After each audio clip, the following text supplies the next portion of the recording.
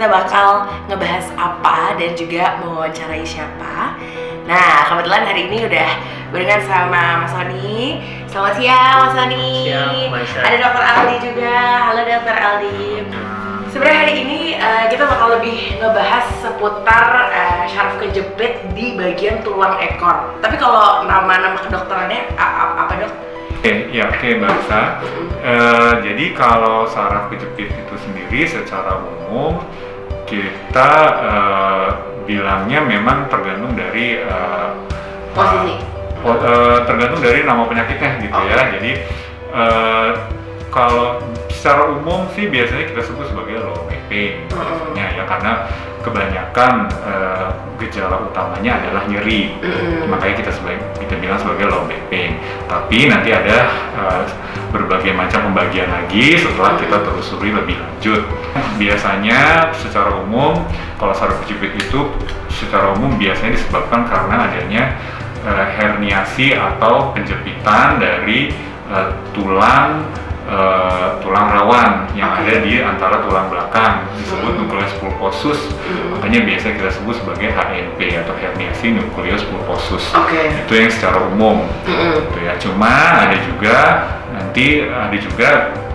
berbagai macam-macam jenis kasus lainnya seperti infeksi atau misalnya tumor misalnya gitu ya, atau saraf terjepit di lokasi-lokasi tertentu yang memang bisa dibilang sedikit berbahaya. Salah satunya adalah kita sebut sebagai sindroma cauda equina.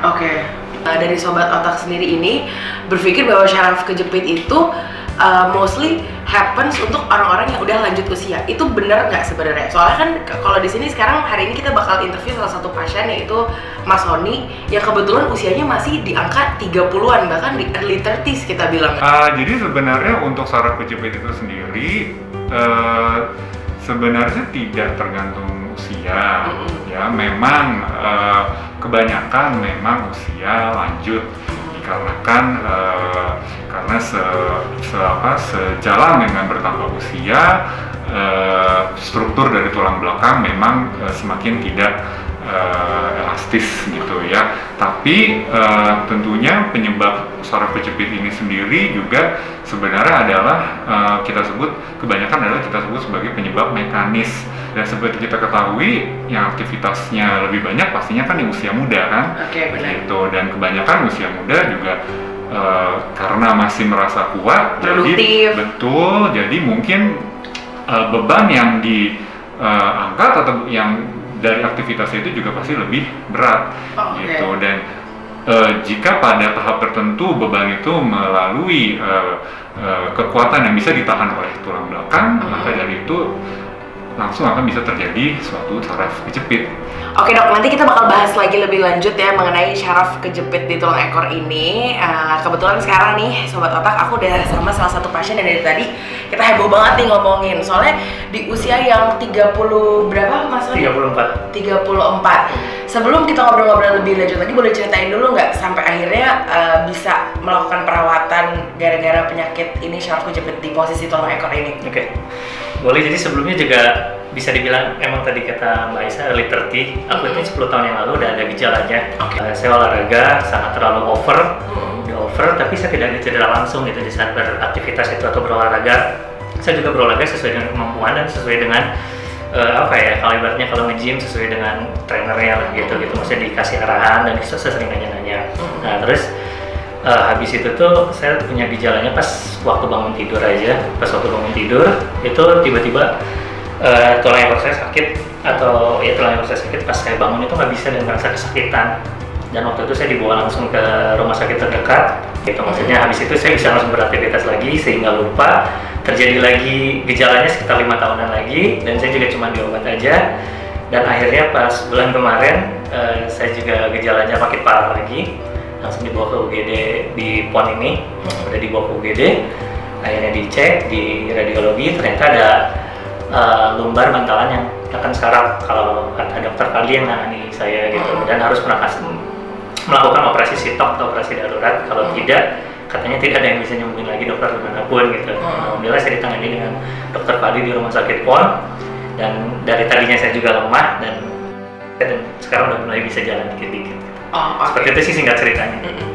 Dok, sebenarnya ini sih, kalau tadi kan Mas Sony bilang gitu ya, dia bilang bahwa ternyata dari gejala-gejalanya itu sempat dipakein painkiller dulu, dan ternyata 5 tahun kemudian dia baru timbul lagi gejala yang lebih parah. Nah, sebenarnya itu dok, kalau kayak gitu antisipasinya gimana sih untuk tidak sampai di stage seperti Mas Sony ini gitu? Jadi sebenarnya kalau misalnya memang kita sudah mulai merasa nyeri, ya memang itu adalah sudah sebagai suatu tanda ya, tanda adanya suatu yang salah gitu ya terhadap punggung kita. Memang sudah benar harus langsung segera ke dokter, dan memang biasanya dokter nanti akan memberikan pemeriksaan tambahan.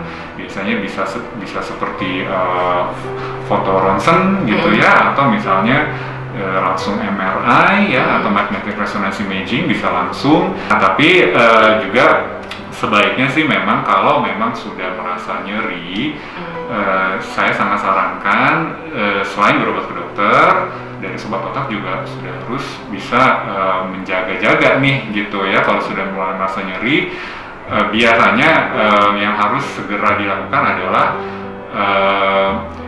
jangan atau kurangi aktivitas yang kira-kira memberikan beban kepada punggung. Dan juga yang paling ini sih biasa kita suka lupakan nih pada saat aktivitas nih di luar olahraga ya. Itu biasanya pada saat sehari-hari, kalau kita jangan posisi membungkuk yang terlalu lama ya, membungkuk terlalu lama apalagi sambil mengangkat barang. Oke Sobat Otak, terima kasih banyak Dr. Aldi, terima kasih banyak Mas Sony. Nanti Sobat Otak bisa lanjut lagi untuk lihat lebih lanjut mengenai pemeriksaannya. Ada beberapa alat yang mungkin diperlukan biar Sobat Otak jauh lebih familiar ya. Jadi don't go anywhere, stay tune, karena habis ini kita bakal pindah ke ruangan yang berbeda, oke? Selamat pagi Sobat Otak, ini kita melanjutkan yang tadi ya. Jadi ini kita sebut alat pemeriksaan yang kita sebut sebagai elektromiografi atau kita singkat sebagai EMG. Ya, jadi alat ini adalah alat yang digunakan untuk memeriksa fungsi saraf atau kita sebut istilah medisnya itu neurofisiologi. Ya, jadi khususnya sih untuk memeriksa fungsi saraf perifer atau saraf tepi disebutnya. Ya, tepi itu adalah jaras-jaras saraf yang sudah keluar dari otak.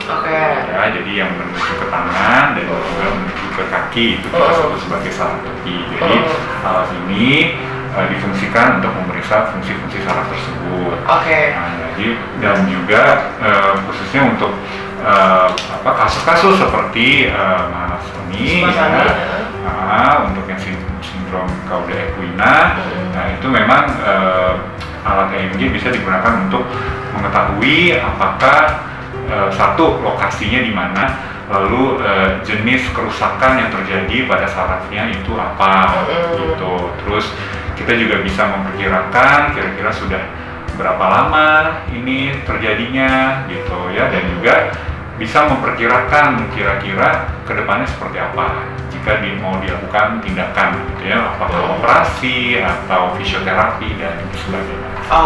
Nah, ini alat EMG ini sendiri menggunakan arus listrik untuk menstimulasi atau merangsang saraf-saraf yang ada di tubuh pasien yang akan diperiksa, sehingga nanti hasilnya akan keluar di monitor seperti apa bentuk gelombang sarafnya ya.